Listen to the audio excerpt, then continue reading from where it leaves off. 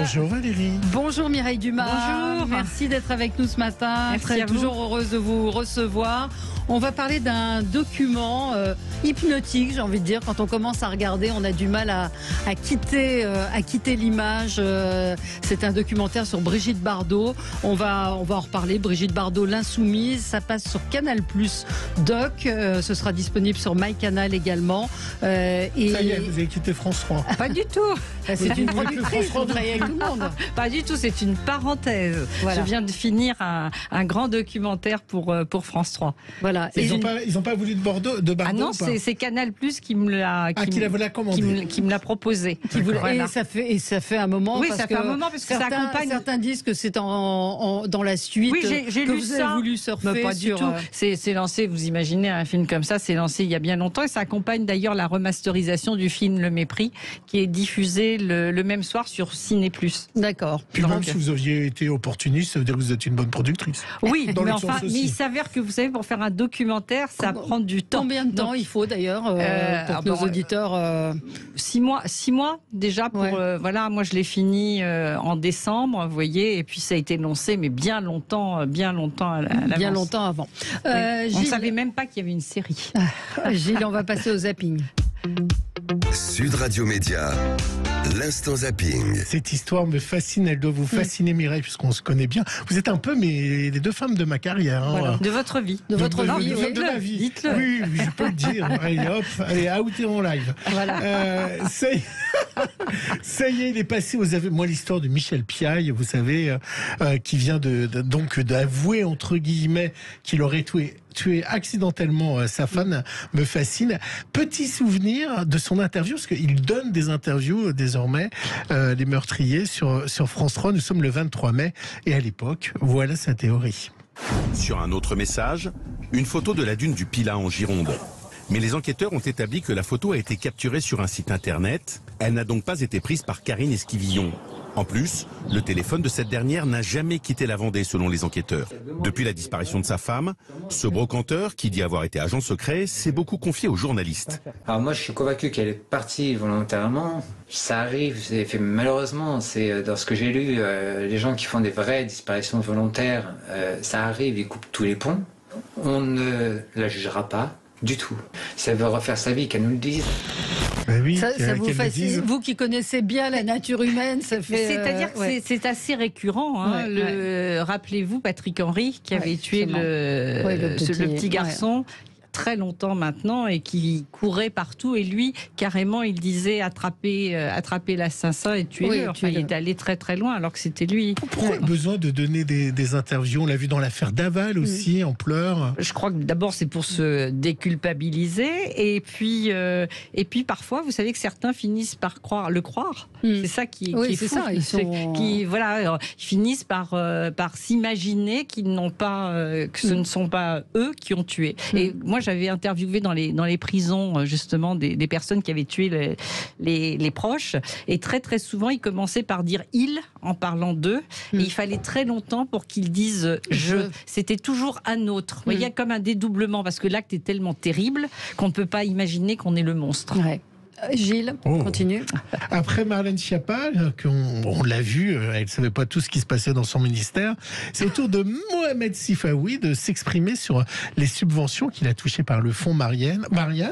Il était hier auditionné par la commission du Sénat. Bon, il n'était pas d'humeur hier. Il ne fallait pas venir le titiller, il ne fallait pas venir le chatouiller. Et évidemment, Jean-François Husson, le rapporteur du Sénat, l'a très bien compris. Vous me comparez à Madame Schiappa, je n'ai absolument rien à me pas ce que j'ai à dit. Madame Schiappa, ni sur le fond, ni sur la forme. C'est clair? Alors d'abord, vous n'avez pas ni d'ordre, ni... Non, je vous demande, est-ce que c'est clair pour vous? Non, mais enfin, excusez-moi, je pense que vous devez garder et vos nerfs et votre maîtrise. Nous essayons de le faire. Je n'aime pas vos provocations et je vous le dis. Vous savez, je suis quelqu'un d'assez entier. Je respecte les institutions et je respecte les gens qui me respectent. Dès le moment où on ne me respecte plus, je vais aller sur un autre ton, je vous le dis tout de suite. Ne déviez pas, nous nous allons rester sur les faits, mais je préfère. Et on va parler calmement. N'ayons pas de remarques désobligeantes, ça ne sert à rien, ça n'est jamais bon pour, je dirais, la Gardez vos nerfs, monsieur le rapporteur, allons sur le fond. Incroyable. La bienséance a quitté ce monde. Non, mais oui. c'est la nature humaine, encore une fois. Hein. C'est l'attaque. Avant, on avait quand même des petites barrières. Quoi. Ouais, ouais. La politesse et la bienséance. Voilà, exactement. Le des respect. Le respect des institutions. institutions. Enfin, cette séquence est absolument surréaliste. Mais chaque séquence devient de plus en plus, tous les jours, un peu dingue. absolument dingue. Valérie, Mireille, je vais vous raconter, Quotidien a raconté une incroyable histoire hier, celle des tableaux et des trésors nationaux ukrainiens qui ont été exfiltrés par la France dans le plus grand secret par le ministère de la Culture et le musée du Louvre. Écoutez. Un transfert qui s'est acté en secret en février 2023 lors de ce déplacement à Kiev de la ministre de la Culture Rima Abdul-Malak et la directrice du Louvre Laurence Descartes. 3 mois plus tard, entre le 10 et le 15 mai, 16 œuvres ont quitté le musée dans le secret total sous protection militaire et ont traversé la Pologne et l'Allemagne pour arriver en France. 11 vont être confiées aux réserves du Louvre, mais 5 sont désormais exposées. 5 icônes religieuses orthodoxes. Pour comprendre leur valeur, il faut savoir qu'il reste, selon les conservateurs, une dizaine seulement de ces icônes dans le monde. C'est pour ça que le Louvre n'hésite pas à parler de ce groupe d'œuvres comme de la, je cite, Joconde ukrainienne. Incroyable, vous pouvez aller au Louvre voir ces œuvres. Vous étiez au courant de cette exfiltration? C'est incroyable. Pas du tout. Incroyable histoire. Chère Mireille, vous qui êtes la grande prêtresse de la confession, vous avez forcément apprécié ce moment de zapping.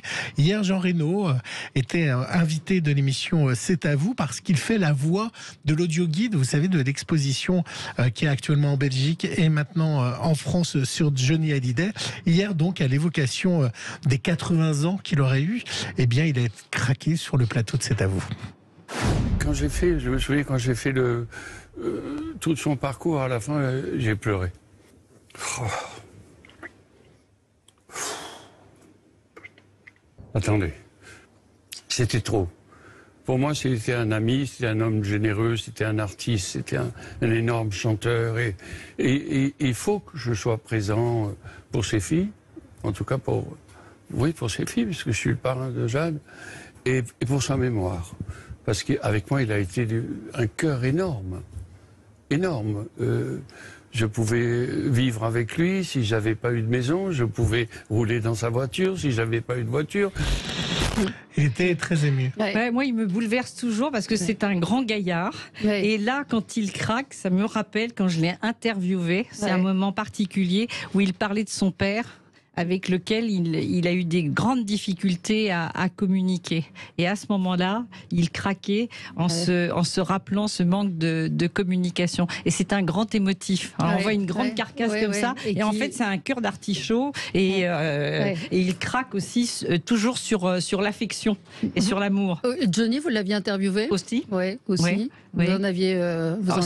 C'était un moment incroyable. Et il commençait d'ailleurs... J'ai toujours regretté parce qu'à un moment donné, il est parti. J'avais peu de temps. J'avais peu de temps. Et il a commencé à vraiment bien parler. Et l'attaché de presse s'est arrêté en disant ben voilà, le temps prévu est imparti. Parce qu'il y avait... Et lui, il dit ah bah, c'est dommage, je suis en face de Mireille Dumas, donc je dois lui raconter. C'était tellement drôle. Mais alors, il a parlé très, lui aussi, avec des mots très justes sur la façon dont il avait raté ses premières familles. Et comment il s'est rattrapé justement avec les enfants qu'il a adoptés. Et il y a quelqu'un que vous n'avez pas pu interviewer, que vous auriez aimé interviewer. Je pense qu'on vous pose souvent la question. En particulier Jean-Jacques Goldman, mais qui avait participé au film que j'avais fait ou dans lequel il était, mais il a participé de loin, mais il n'a pas voulu être interviewé. Et mon regret, c'est François Mitterrand. Ah oui. C'était bien parti. On devait faire l'entretien. Je vous parle de cela des années 80, au tout début des années 90. Et puis quand Jacques Pilan, son communicant, m'a téléphoné, qu'on s'est reparlé, il m'a dit à propos, vous allez l'appeler comment l'émission? Et moi, alors vraiment comme je faisais balai masque à l'époque, naturellement j'ai dit balai masque. Il y a eu un blanc. Il m'a dit mais vous n'y pensez pas. C'est Et c'est vrai qu'après, je me suis dit, mais j'aurais dû changer. Parce que bon, avec tous les secrets, les masques, on ne connaissait pas l'existence de Mazarine, on ne savait pas qu'il était malade. Oui, donc d'un seul coup, il s'est dit, ah non, ça, c'est pas le titre le plus horrible que vous ayez fait pour avoir travaillé avec vous et à bas les masques. Nous, ça nous a empêché, enfin, de temps en temps, on l'a fait quand même, on ne pouvait pas masquer les témoins. Et donc, il y avait des témoins forts qu'on pouvait avoir, mais ils ne pouvaient pas avoir un masque. Alors, certains, on leur a mis une perruque, d'autres, on leur a changé les yeux, mais très rarement. Et donc, il fallait que nous, on trouve, parce que j'étais journaliste là-bas, des témoins qui viennent sans le masque. Ça l'affichait mal de... vous avez compliqué la tâche. Allez, on finit toujours en musique. Vous allez me dire si vous êtes d'accord avec Marina Viotti, qui est une cantatrice qui était hier dans C'est à vous. Elle a chanté une chanson c'est extrait de la Péricole d'Offenbach. Écoutez l'extrait. Mon Dieu, que les hommes sont bêtes, que les hommes sont bêtes, que les hommes sont bêtes, mon Dieu, que les hommes sont bêtes, sont bêtes.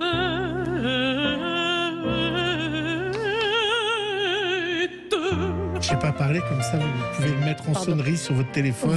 Ou Sandrine Rousseau peut le mettre en sonnerie sur son téléphone. Allez, on se retrouve dans un instant avec Mireille Dumas pour parler de Brigitte Bardot, l'insoumise, avec un document passionnant, intéressant, fascinant, encore une fois, je le dis, par la beauté. Moi, c'est ce qui m'a touchée encore et toujours, cette beauté de Brigitte Bardot, sa liberté.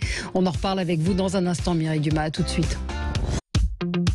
Sud Radio Média, l'invité du jour. L'invité du jour, c'est Mireille Dumas, journaliste, productrice, réalisatrice, puisque ce document qu'on peut voir à partir de lundi sur MyCanal, sur Canal Plus Doc et ensuite sur MyCanal, qui est consacré à Brigitte Bardot, l'insoumise, est vraiment un petit bijou de réalisation. Je vous le dis très sincèrement parce que on était en train d'évoquer cette interview qu'elle vous avait accordée il y a quelques années et vous avez remonté, recréé. Je suis repartie dans les rushs et puis c'est juste le fil conducteur pour faire un documentaire avec beaucoup d'images, d'archives, beaucoup d'extraits aussi de films. Ça c'était formidable parce qu'on sait que ça coûte très cher. Bien donc sûr. Là j'ai eu le loisir d'utiliser tous ces films cultes. Et ça, c'était extraordinaire. Et elle n'a pas voulu vous recevoir. Enfin, vous avez une interview d'elle. Non, moi, je l'ai revue. Je l'ai vue il y a un an. D'accord. Oui, non, je l'ai vue même il y a plus d'un an, il y a un an et demi. Et donc, on a discuté. Enfin, je suis allée la voir là-bas à Saint-Tropez. Et bien sûr, elle m'a reçue. Et on a parlé de cette idée de film. Et elle m'a dit, mais j'ai tout dit dans cette interview. Vous prenez cette et effectivement, oui, c'est vrai. Alors, on a tout abordé, mais voilà, c'est pour ça qu'à la fin du film, quand même, on l'entend elle aujourd'hui. J'ai eu envie de faire ce petit raccord d'elle aujourd'hui. Voilà. Pardon, juste une question. Elle était d'accord pour ce doc parce que je sais qu'elle était contre la série. Oui, non, mais bien sûr, moi, elle m'a donné l'auto. Bah oui, non. Et elle l'a vu ou pas? Non. Alors, elle le découvre lundi soir. Elle préfère le découvrir à la télévision. À la télévision. Est-ce qu'elle a conscience de l'icône qu'elle est pour la France? Oui, bien sûr. Oui, elle en a conscience, mais en même temps, elle ne veut pas le savoir, parce que tout ça l'ennuie. Elle n'a pas quitté le cinéma à 39-40 ans pour justement pour encore vivre dans le culte de ça. Mais bien sûr qu'elle en a conscience, et c'est ce qui l'a aidé à monter sa fondation et à avoir d'ailleurs une aura assez internationale. Grâce aussi à cela, il y a évidemment Brigitte Bardot, magnifique, et j'ai ri, en tout cas, de certains films jusqu'à l'âge de 40 ans. Et puis ensuite, la célébrité qu'elle met au service de cette cause et qui redonne encore de l'aura à sa célébrité de par le monde. Oui. Alors, ce qui est marrant, moi, j'aurais posé une question dans la continuité de celle de Gilles. Elle a conscience, on le sent dans le film, d'être une icône. Elle s'en fout. Elle s'en fout totalement. Mais en revanche, elle n'a pas conscience, parce qu'elle dit, j'espère qu'on retiendra que j'ai défendu les animaux. Or, aujourd'hui, ça m'est venu spontanément, moi, je suis une mère animaux aussi, on me dit, oui, tu fais ta Brigitte Bardot. Et donc, c'est quelque chose qui est passé dans le langage. Et ça, pour le coup, elle n'a pas l'air d'en avoir totalement conscience de ça. Oui et non, oui et non. Parce qu'elle dit j'aimerais bien qu'on retienne ça. Voilà, c'est ça. Mais parce que pour elle, c'est beaucoup plus, plus important finalement que le cinéma qu'elle a fait sans vraiment aimer le cinéma. Tout ce qu'il y avait autour, là, elle s'est sentie très vite dans une prison. Elle a eu envie de fuir le cinéma. Bon, tout ça, on le sait. Mais donc, ce qui est important pour elle, en fait, c'est de faire quelque chose qui marque. Voilà, c'est d'avoir été utile, d'avoir fait du bien. C'est ce qu'elle dit, d'avoir fait du bien aux animaux. Voilà, elle veut que l'on garde ça d'elle. Et ce dont parle Valérie, elle en parle évidemment donc dans le documentaire à la fin, où là, pour le coup, c'est en 2022-2023, ce qu'on entend 2023. C'est il y a 7 mois. Eh ben, il y a 7 mois, on écoute. Aujourd'hui, à 88 ans, elle a choisi de ne plus être filmée, mais a tenu à nous dire ce qui lui semble être l'essentiel. Je vis ma vie au jour le jour, et fière aussi de l'avoir menée jusqu'à mon âge, d'une façon aussi quand même digne et positive. Je voudrais qu'on se souvienne de moi en disant heureusement qu'elle a vécu, qu'est-ce qu'elle a fait comme bien aux animaux, voilà. Ouais, c'est ça, c'est cette phrase de fin qui m'a, où elle est pas certaine qu'on retienne ça d'elle, quoi. C'est ce qui m'a frappé, moi. Oui, mais en même temps, elle est complexe, Brigitte Bardot, parce qu'elle vous dit ça et en même temps, elle en est très fière. Et ce qui est très joli, c'est qu'elle dit, au moins eux ne me voient pas vieillir et ils m'aiment comme je suis, les animaux. Et c'est ça ce paradoxe chez elle. Oui, parce qu'elle s'en fiche et en même temps, elle ne s'en fiche pas non plus.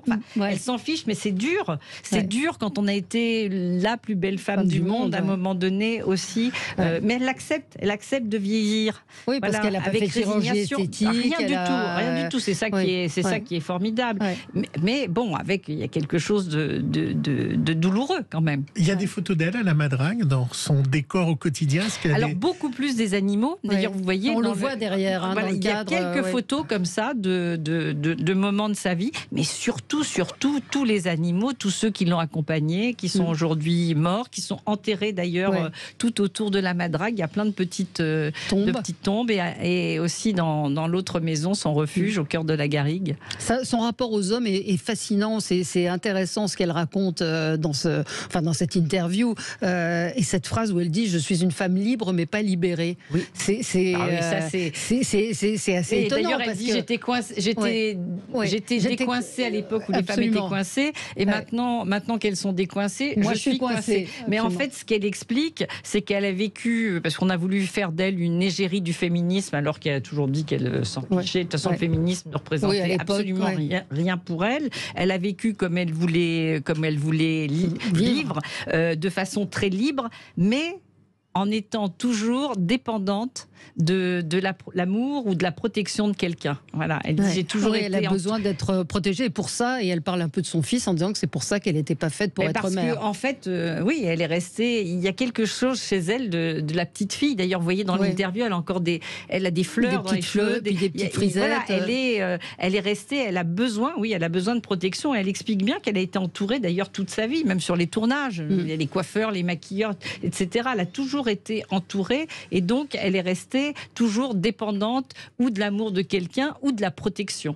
Comment elle a vécu le passage de ces déclarations quand elle était un peu vers l'extrême droite? Est-ce que c'est quelque chose qu'elle regrette? Comment elle a vécu ça? Vous avez entendu ce qu'elle répond. Si je vous pose la question, c'est parce que je l'ai vu. Évidemment, parce que l'idée, ce n'était pas de rentrer dans une énième polémique, de dire ce n'est pas ce qu'on a envie de retenir forcément d'elle, mais elle répond qu'elle ne demande pas pardon. Elle l'a dit, qu'elle regrette certaines choses. Voilà, mais qu'elle ne demande pas pardon, qu'elle ne baisse pas son pantalon comme certains, certains politiques. C'est du Bardot dans la lettre. Il y a des images d'archives incroyables sur son enfance en particulier. Moi, ce sont des choses que j'ignorais sur sa mère qui rêvait d'être actrice, sur le fait qu'elle-même, petite... En fait, elle a toujours été filmée. C'est un destin, toujours sous les caméras, tout le temps. Donc elle est venue...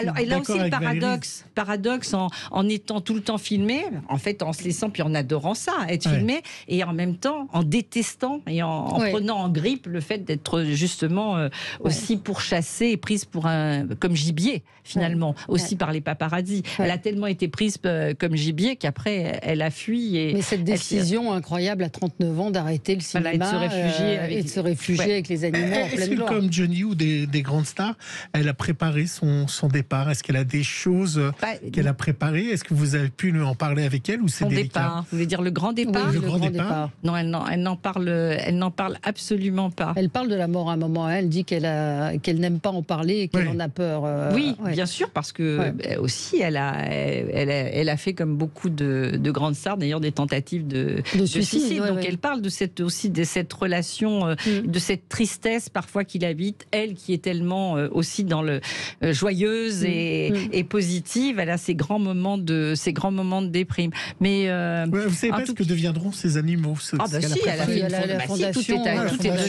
Tout est donné à la fondation, bien sûr. Non, mais tout ça est organisé. Si c'est ça la question, il y a une. Attendez, c'est énorme. La fondation Bardot a beaucoup de donations, donc non, c'est absolument, c'est colossal. Si elle nous écoute, en tout cas, on retiendra ça d'elle. En tout cas, en ce qui me concerne. Oui, et moi, ce que je voudrais dire, c'est que là, à mauvais procès, on dit souvent qu'elle s'est occupée des animaux. D'ailleurs, elle le dit après, et on voit. Ça m'a intéressé de montrer cette archive en 62, alors qu'elle est au fait de la gloire, où elle a un revolver, c'est incroyable aussi, sur les genoux, et elle attaque les bouchers chevalins. Oui, les bouchers chevalins. Alors demandant de tuer autrement les animaux. Donc, vraiment, c'est hypnotique parce qu'elle est tellement belle, on croit tout savoir, on croit l'avoir déjà vue, et en fait, vous nous prenez par la main et vous nous emmenez dans cette. Je suis allée chercher quelques archives qu'on n'a jamais vues. Oui, absolument. Dont le making-of de Babette s'en va en guerre. Oui, complètement. Complètement. Les premières images et Trintignant aussi magnifiques, de beauté. Canal Plus Doc, lundi 19 juin à 20h55. Et puis après, sur MyCanal, Brigitte Bardot, l'Insoumise. Et nos auditeurs vous aiment. Je ne rate jamais une émission de Mireille Dumas, des interviews de qualité et des portraits ciselés sans voyeurisme. C'est exactement cela. Merci à vous. Dans un instant, Jean-Jacques Bourdin.